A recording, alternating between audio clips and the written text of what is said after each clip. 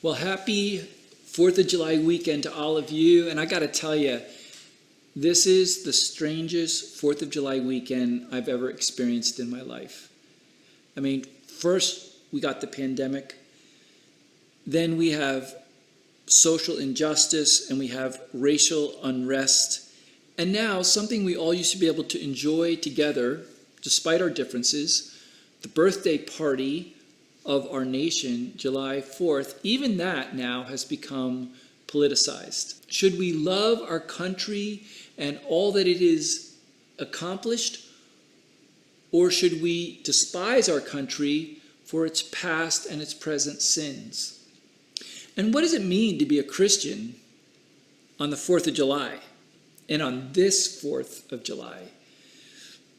How should following Jesus relate to patriotism, prejudice, and power in America at this moment?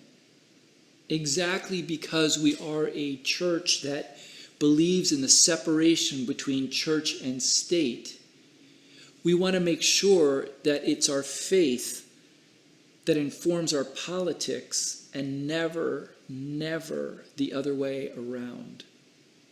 Today, I want to speak to those of you especially who are feeling disillusioned, feeling like you're losing hope that there's any common ground left.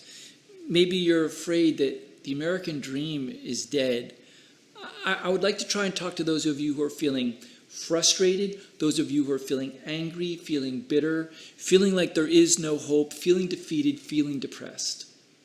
In this first part, we're going to spend a lot of time talking about politics and what it means to be an American.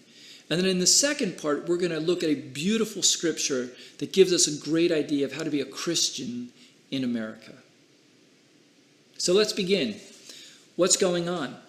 Well, among all the other things that are going on, I think in this cultural moment, everything has become symbolic.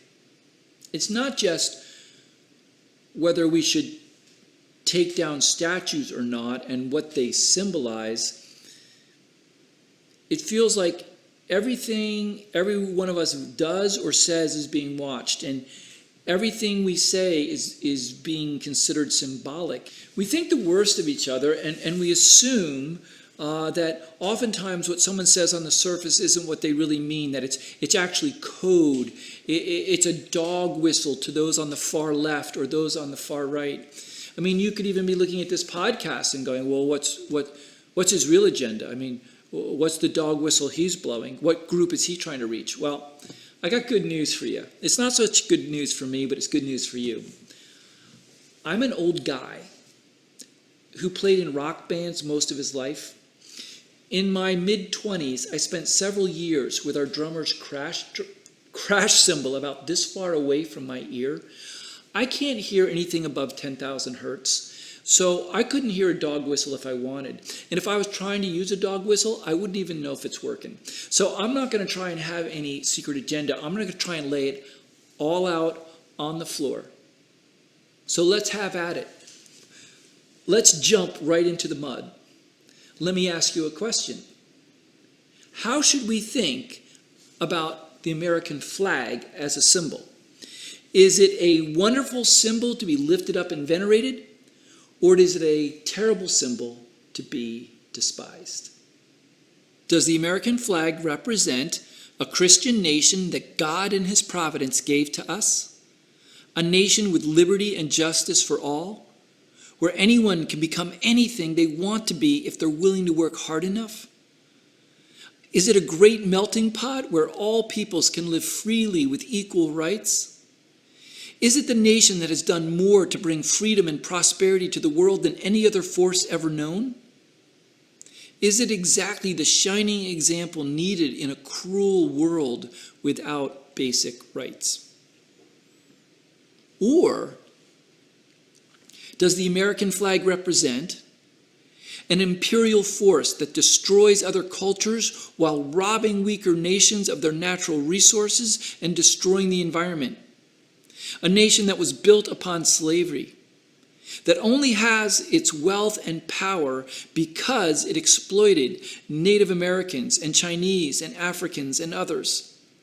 Is the truth that its rules and laws are rigged? It's a rigged game designed to keep the poor poor while the rich get richer? Is it an inherently racist and greedy system that needs to be dismantled? So, which of those interpretations is the correct understanding of the symbol of the American flag? Well, I would say it kind of just depends on where you're standing. If from where you're standing things are going pretty good for you and things seem to work, you might have one interpretation. If where you're standing things don't seem to be working at all for you and you don't seem like you can get ahead, you might have a different interpretation. But here's the thing. It's the same symbol, but it means two totally different things to different people. And this is the truth about any symbol. No symbol has one meaning. If it had one meaning, it wouldn't be a symbol. You could just describe it in words. Symbols always have more than one meaning, and that's their strength, and that's also what can make them terrible. So if there is some vagueness about what the symbol means, and two people are a little bit apart, they can unite around the symbol because they have kind of different interpretations of it. They're like, yeah, we're all for that. But if they're too far apart in their interpretation of that symbol, what happens is they think that the other person who opposes them thinks the symbol means exactly to them what it means to you. And therefore, when you see what they're doing, they must be monsters. They must be hateful. And so those of you, let's do a thought experiment, okay? Let's go back to that list. To those of you who lean conservative, can you see that if someone thought that what the American flag really stood for were all those terrible things on the right, that they would naturally hate it and despise it and disrespect it? And for all of those of you who lean progressive, can you see if someone thought that what the flag really stood for were all those wonderful things on the left, that they would naturally be outraged when they saw someone despising all those things by despising or disrespecting the flag in any way? I believe both these positions are fatally flawed. They're fatally flawed because they're based on narratives. Narratives that exclude any facts that don't fit neatly into their preconceived notions. In other words, they're both too simple. It's not that many of their statements aren't true. It's just they're leaving out a whole lot. Half the truth is no truth at all. In other words, either one of those statements, if it is all you have and that's what you're presenting as the truth, there's a word for both of those. It's called propaganda. So if you're honest with yourself today, which one of those two pieces of propaganda are you more likely to be seduced by? I'm not saying that one isn't more true than the other. One might be more true than the other, but which one would you be more tempted to be seduced by? I think that most people in our country, whichever way, whatever way they lean politically, would agree that there are things that are good about our country and there are things that are bad. The question is it more good or is it more bad? In other words, is America basically good and needy and in need of being redeemed and reformed? Or is it so messed up and so corrupt that the whole system has to be dismantled? In other words, is America the good, the bad, and the ugly, and it should be just dismantled? Or is it the good, the bad, and the beautiful, and it's worth continuing to work with this system? That's what I want us to wrestle with today. And so we have to start somewhere, so let's start at the beginning. Not the beginning of history, the beginning of this idea, the beginning of the nation, the birthday of the nation, the moment we declared this is what we are all about. In fact, the thing that we celebrate this weekend. So what were the founders really trying to do when they made our Constitution? Well, listen to what they were confronted with what they were dealing with, and notice how similar it actually is to this very present moment, the struggles that we're dealing with, and then see what you think. This is how Frank Lambert put it in his book, The Founding Fathers and the Place of Religion in America. He says this: the founders confronted the challenge of creating a union in a diverse, pluralistic society. James Madison worried about forging a Republican Union in a vast country consisting of many local factions, all insisting on protecting their own interests, or worse still, imposing their views on others. He came to see that if some means could be found whereby the various factions could check each other's ambitions to dominate by advancing their own interests, then diversity and pluralism would not undermine union and would indeed promote liberty. And even those founders who leaned toward traditional religious authority recognized that the new religious marketplace offered a possible solution to the problem confronting them in the late 1780s: how to avoid disunion through sectarian strife. Sectarian strife is exactly what I think we're dealing with today, not between religions, but between political groups and tribes. So what does this tell us? First, that the goal was always a diverse and pluralistic society. They already had one existing. They had to figure out how to handle it without blowing the whole thing up. And it was the goal to have that.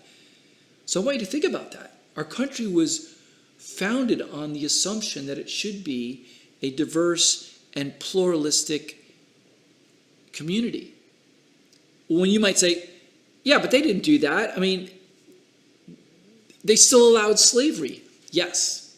And if you know the history, it's complex. And yes, they had real blind spots, and so do we. But the goal, with all their limitations and all their blind spots, their goal was a diverse and pluralistic society.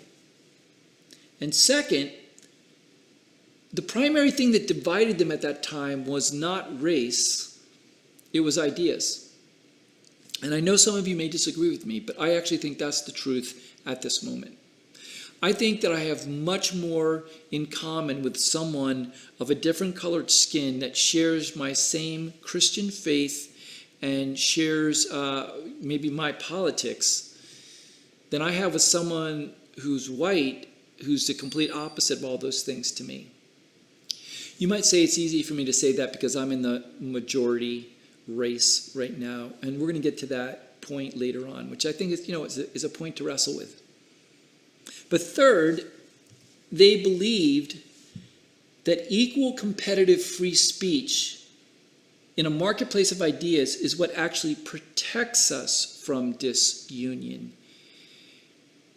A lot of people right now think there should be one narrative, there should be one view, there should be one correct stance and interpretation.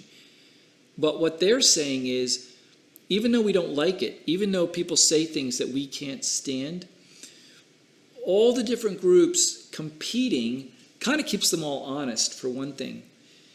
And you don't really want one dominating the others, because then once that happens, then by human nature, because we really are sinful, absolute power corrupts absolutely, we will begin to oppress the group that is the minority. So free speech and the competition of ideas, not only does it hold us together, it protects us from tyranny. So the idea that it would ever be appropriate for the political majority to be able to decree what political correctness is and demand conformance to that stance from other citizens would have been anathema to them. And the idea that there's only one correct political interpretation of a symbolic act or a symbol, and no other views or interpretations can be allowed, would have been anathema to them. That's how enlightened they were. So let me ask you a question. Who is more enlightened?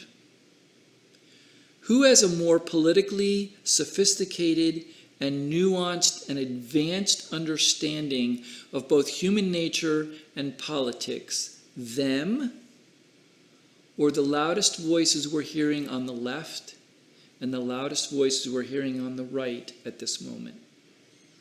So, with that background, what did they come up with?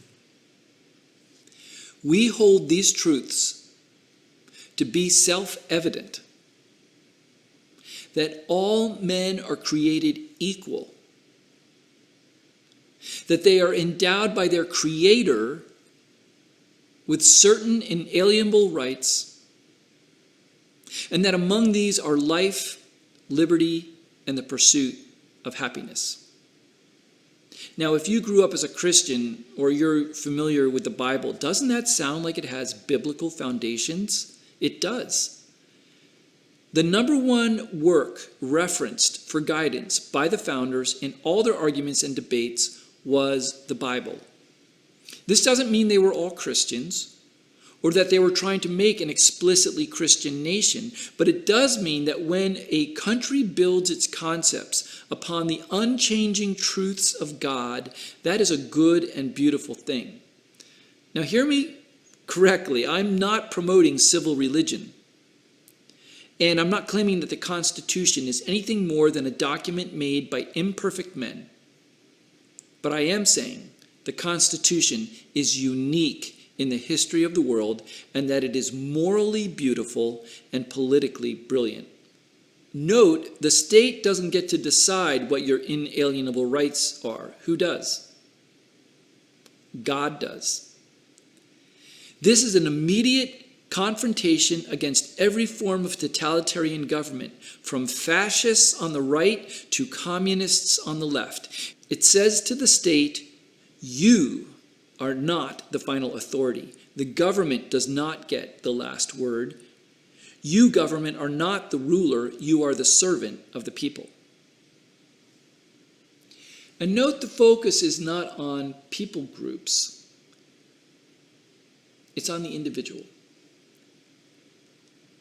It's not on intersectional politics. It's on the individual.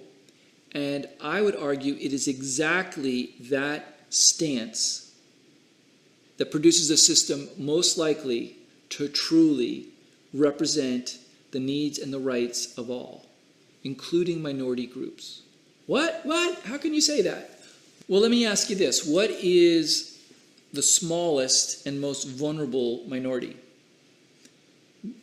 We all have our favorites, but really what's the smallest one, the one that has the least clout, the least pull, the one that is most easily has their rights overrun by the mob?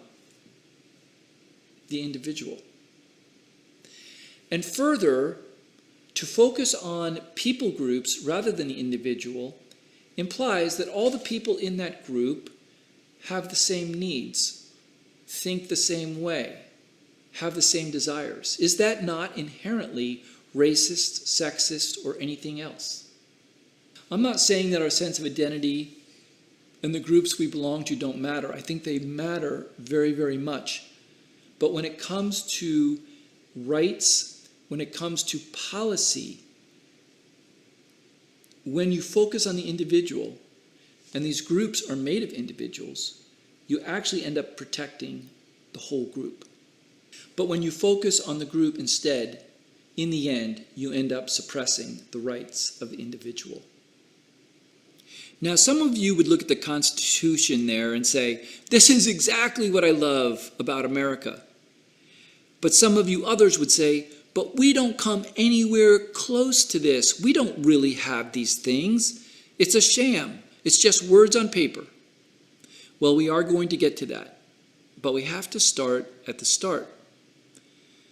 All of you, what do you think about the ideals listed there? Imagine a country who actually lived out those things perfectly. If you are not excited and thrilled by that idea, I have a suggestion. Find another country. Because this is what America is all about. This ideal is what people laid their lives down for. And it's never going to get any better than that. And there are many other countries with many other values available in this big, amazing world. But as for me, this is exactly the kind of country that I want to live in. Well, how do we secure these rights for all people? For the rich, for the poor, for the educated, the uneducated, for every color of skin, all the people of our country? Well, the Constitution goes on that to secure these rights, governments are instituted among men, and they're using the language of that time, among people, deriving their just powers from the consent of the governed. They say that through the just powers of the government, that's how all these rights are secured. Well, what are those just powers? Well, look at Lady Liberty up there. She is blindfolded. I'm giving you one interpretation of her symbolic meaning. She is blindfolded, which means she doesn't see the color of skin or how rich someone is or other differentiators. She sees all people the same because she can't see what they look like. She's not making superficial judgments. And she holds weights. And she's going to use those to weigh the evidence. And she's going to do that with weights that are fair. And she is holding a sword because it is necessary for the government to use force and violence to hold up fair laws. In other words, she represents equal rights under the law and justice distributed by the law and the power of the sword to uphold that law. So, what is the purpose of a good and noble government? To secure the rights of the governed, and that includes the right to safety, and therefore the government must yield a sword, to secure the rights of the governed and to be accountable to them. Listen again to the First Amendment in the Bill of Rights. Congress shall make no law respecting an establishment of religion or prohibiting the free exercise thereof, or abridging the freedom of speech, or of the press, or the right of the people peaceably to assemble and to petition the government for a redress of grievances. Books have been written about every one of these amazing, dense phrases. But let me ask you this. What country, what government in the history of the world so limits its own powers and gives so much power and freedom to its citizens? Our freedoms in the First Amendment, like freedom of speech, are far greater than those in any of the European countries that we seem so eager to catch up with. I would argue that freedom and the focus on the individual over groups is exactly what has made the United States so entrepreneurial, so experimental, so productive, and so attractive to people around the world. Now, some people say, yeah, you have all this on paper, it's a democracy. No, I'll tell you what it is, it's an empire. You know, the United States is imperial in the way it treats other nations and it acts in the world. Well, for argument's sake, let's say that's true. Let's say America is an empire. Is it the evil empire? Well, the only thing you could compare it to, right, because everything is relative, because we're talking about messed up human beings in a fallen, broken world, and so everything's approximate. So the only thing you can really compare it to are all the other empires that have ever existed. So has there ever been an empire or a superpower in the history of the world that has done so much to restrain its own domination of other countries, or given so much freedom to its citizens? I mean, did the Persians do it? Did the Greeks do it? Did the Romans do it? Did England? It was a superpower at one time. Did France? Did Imperial Japan? Did Nazi Germany? Did the Soviet Union? Did China? There's nothing in the history of the world that compares. Doesn't mean we're perfect. Doesn't mean we haven't abused our power. It means, yeah, but compared to everything else that's ever existed, it's a really amazing track record. And here's the thing.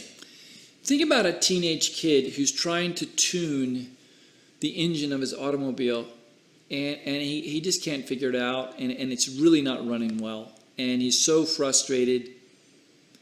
So he just decides, I'm going to throw the whole engine out and invent a new one myself. I have news for that kid. I appreciate his earnestness, but if you're not smart enough to know how to tune the engine that already exists, you're not smart enough to create a new engine. You really aren't. Like, it's a lot more complicated than you think it is. And so before we decide to go around disemboweling all the freedoms that we find so inconvenient for others. Like we want to keep all our freedoms. We just don't like the freedoms that other people have. And we want to be the police. We want to be the thought police. We want to be the speech police. We want to restrain people, whatever it is.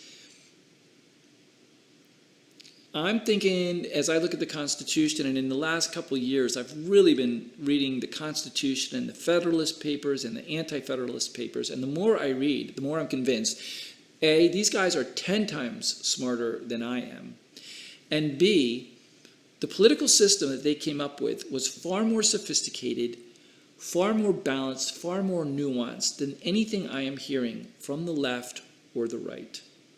Now, there is much in our history that is wrong and terrible, and we shouldn't avoid it, and we shouldn't try and whitewash it, and we shouldn't ignore it. We need to learn from it. We need to just sit sometimes just in the horror of it, to learn from it so that we never do it again. But also, there is so much that is good and great and beautiful, we should never fail to celebrate it. And there's actually really great hope for the future of this country. Really? Yeah. Well, where is it found?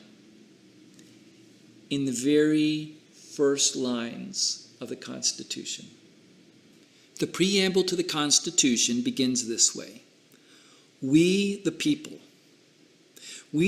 of the United States, in order to form a more perfect union, establish justice, ensure domestic tranquility, provide for the common defense, promote the general welfare, and secure the blessings of liberty to ourselves and our posterity, do ordain and establish this Constitution for the United States of America.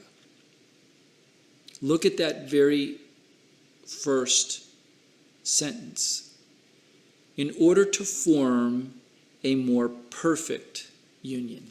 Not a perfect union, a more perfect union. In other words, we admit we are not there yet.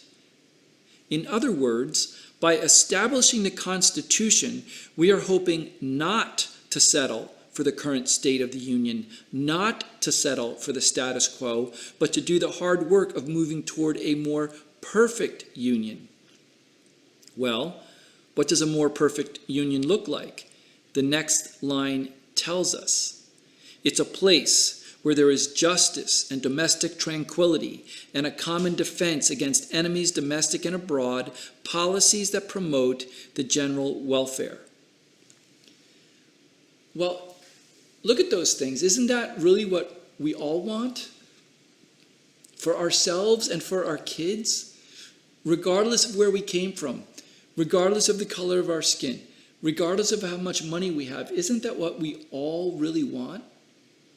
And isn't that what we want for our neighbors? One of the primary blessings of liberty is the liberty to speak your mind, the liberty of free speech. The moment you start heading toward policing speech, the moment you begin to take away the liberty of free speech, you take away the main tool people have to fight for all their other liberties. And what is important is not just to lose free speech to speak up against the government, but the ability to speak up against every powerful entity that tries to control the narrative. So, that includes big corporations, unions, political groups, and especially the media, if you think they are corrupt.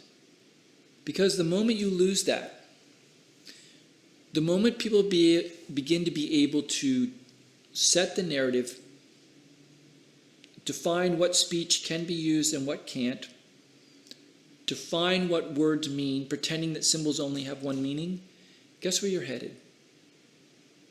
You are headed down into a place called 1984. And we don't want to go there. The more I study the Constitution and the founding documents, and the less I listen to the talking heads on TV, the more hope I have for the future of our country. Because those principles will still be right long after all of us and all the noise is gone. There is an ugly side to America, an America that took way too long to do away with slavery, that took way too long to legislate equal rights for women and minorities. An America where greed and indifference still allow us to ignore and avoid those who need our help most. An America where we turn away our eye from abuse and discrimination that really is going on because it doesn't affect us. But that ugliness is not found in America's principles and vision. It's found in us when we fail to live up to them. Listen to those founding principles again. We hold these truths to be self-evident, that all men are created equal, that they are endowed by the Creator with unalienable rights, which means they can't be alienated from us, which means they can't be divided, they can't be taken away from us. That among these are life, liberty, and the pursuit of happiness. Man, that is something I could pledge allegiance to. And think about the Pledge of Allegiance. It says, I pledge allegiance to the flag of the United States of America and to the republic for which it stands, one nation, under God, indivisible, with liberty and justice for all. And note, that pledge is not some sort of pledge of blind nationalism. It's not saying you should obey and be loyal just because it's the motherland. No, it's a pledge to ideals, an allegiance to a republic, a particular form and structure of government, and it's an allegiance to a country where there is liberty and justice for all, an allegiance to those principles. And you might say, yes, but there is not yet true liberty and justice for all at this moment, and we are divided. We are not indivisible. And you would be right on both counts. But I would say, yes, but which way are we headed? When you look over time with all the zigs and the zags, as you look at how our Constitution has changed, first with the Bill of Rights, next with the 13th, 14th, 15th, and 19th Amendments, are we not wired to move towards more liberty and justice for all, towards a more perfect union? Doesn't the vast majority of Americans utterly reject racism, even though it still exists in pockets? And isn't it true that united we stand and divided we fall? And isn't it true that forces that would love to see a weak America, enemies both domestic and abroad, are constantly trying to stoke the fires of division, to get us to think the worst of those on the other side of the political divide, to set us against each other, when in fact the large majority of Americans are reasonable people who just want to get along with each other? Yes, I think that's true. So I say America has the most beautiful form of government yet devised, and that capitalism is the worst form of economic model, except for every other one that's ever been devised, and that both of them are not perfect, and that our country is made up of messy compromises that continue to raise the standard of living of even our most poor neighbors. The standard of living of our poorest laborers is far higher than it was 50 years ago, and it is much, much higher than the poor in most places in the world right now. Now, I'm not saying that it's good enough and that we should just settle, but I am saying that improvement is something that needs to be celebrated, not despised. That we have the real good and we have the real bad, but ultimately America is beautiful. Not because everything is great, not because we've arrived, not because we want to sweep all the problems under the rug, but because her ideals are truly beautiful, and we have built into our system a process that does allow for a better future. The people can petition the government for a redress of grievances. Note this assumes there are legitimate grievances, and there are. There is a lot that is wrong.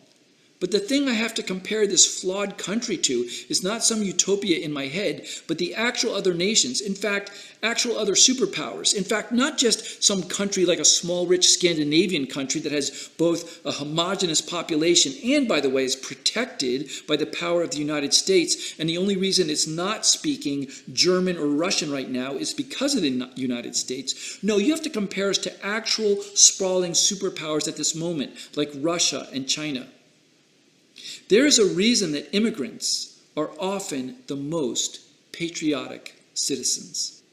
They are that because they have seen what life can be like when you don't have the Constitution and the laws and the rights that we take for granted. Just today I was talking with a good friend of mine, an immigrant from Nigeria, who said to me, people born in America have no idea what they have. You see, many immigrants know what it is really like to have no hope, to live under dictators or warlords or lawless streets, or to literally starve or to die from easily curable diseases, and to have the rule of the powerful rather than the rule of law. And you might say, wait, yeah, but we have a lot of those problems here too. Yes, but there is no comparison. It's orders of magnitude difference. The order of magnitude is so great as to almost be opposites. What is the country that most people want to immigrate to? The one they've always wanted to immigrate to, the one they still most want to immigrate to. And I mean far and away, multiple times more than any other country. The United States. Canada and UK aren't even close. Why? Why? Why risk everything to come here? Because it is still the land of opportunity. I've seen this with my own eyes. I've met people who have come here with nothing but the shirts on their back, unable to speak English, and yet within a generation, their kids are going to the greatest universities in the world. Where else does this happen? Is this not something really beautiful to give thanks to God about? You know, just a week or two ago, a guy that I really deeply respect and admire said that America was a failed social experiment. I reject that. And all you have to do is look at how badly people want to come here to know that. A recent Pew study in 2019 found that the vast majority of whites, blacks, and Hispanics in our country say not only is racial and ethnic diversity good for our country, they say it's very good for our country. Let me say that again. The vast majority of whites, blacks, and Hispanics say that racial and ethnic diversity is not just good, it's very good. In other words, it's essential. We need it. In this country, we still have prejudice. We still have racism. We still have some unjust laws. But we have a process and a method with which we can redeem ourselves if we have the will. The question is, do we have the will? And you might look at me and say, look, we've been trying to play by the rules for generations. We've been waiting for this to change for generations. Haven't you paid attention to what's going on? Are you really that ignorant? And you know what, I admit, maybe I am ignorant, and there is a lot that I could learn and I need to learn. But is it possible that you're ignorant too, of something different, of what time it is? Do you really know what time it is? Do you realize that within one generation, we expect that whites will be a minority race in this country. A country that is a democratic republic where the majority rules. What does that mean? It means if we can hold on to this amazing dream and the principles of the Constitution, even the parts we can't stand, even the parts we don't like, if we can hold on and refuse to listen to all the groups on the far left and the far right that are offering us a solution because the system's broke and we got to burn it down, if we refuse to listen to white nationalists and Marxists and communists and postmodern deconstructionists who don't even believe in the structures and the truth that we have, if we can refuse them, if we can hang tough and hold on to that day, which is not very far from now, do you honestly think that we don't have brighter days ahead? We have brighter days ahead.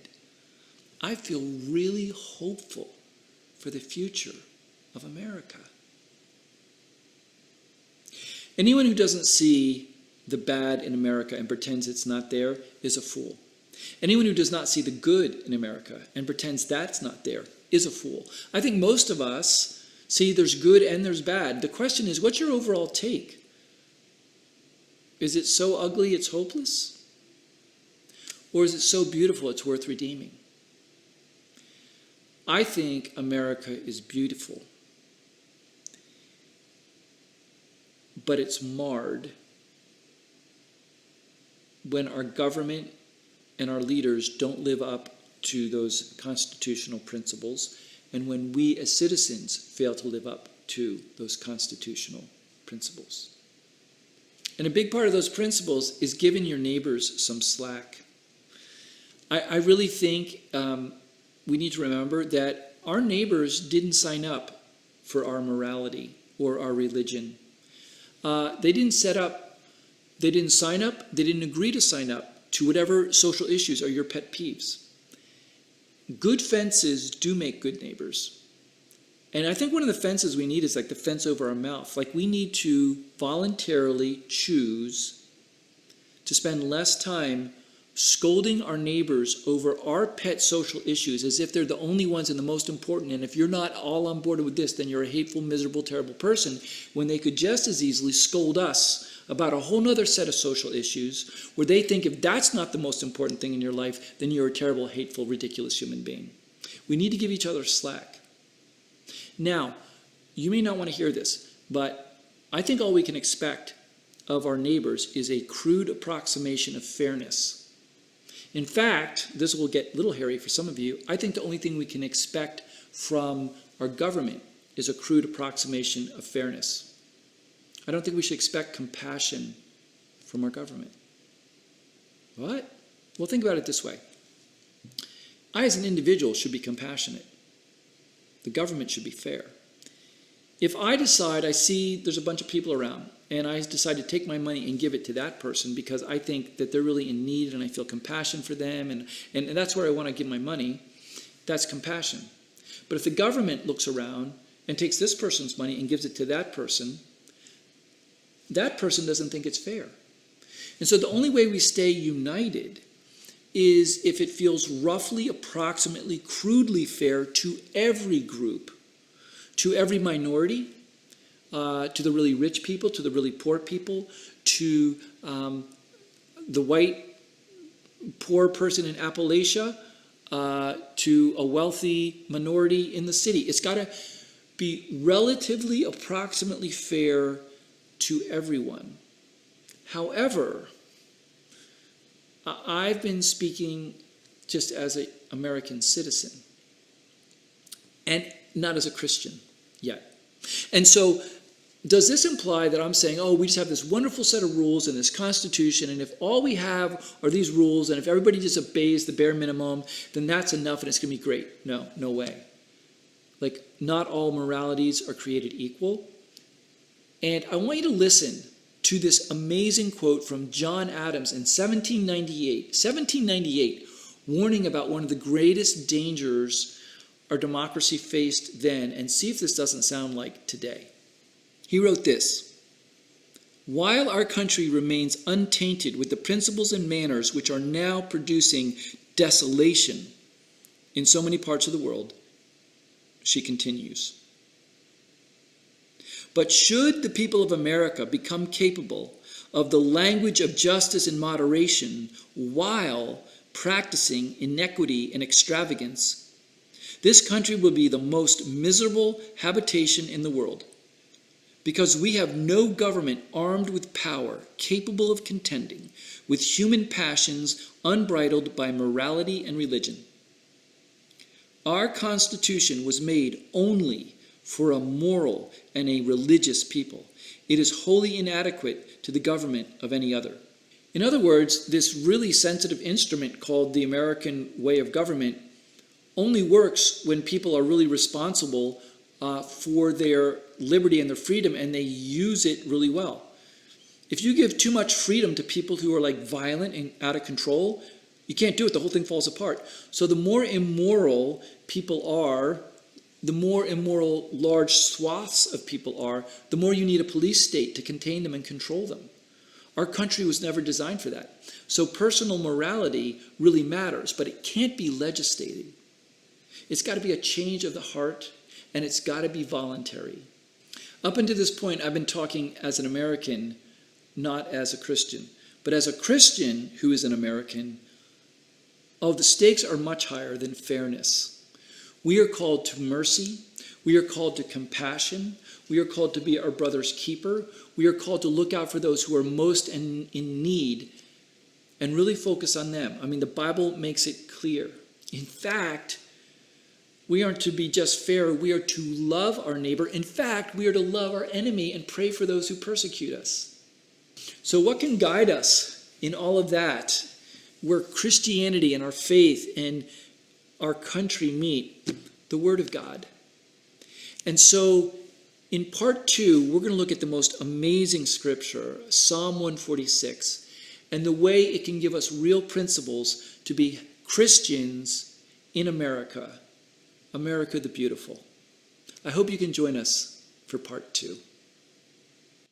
Part 2 is our sermon, which will be given in our Sunday worship service on July 5th. So to see that part, just go to our website, www.levpres.org, and press Watch the Service.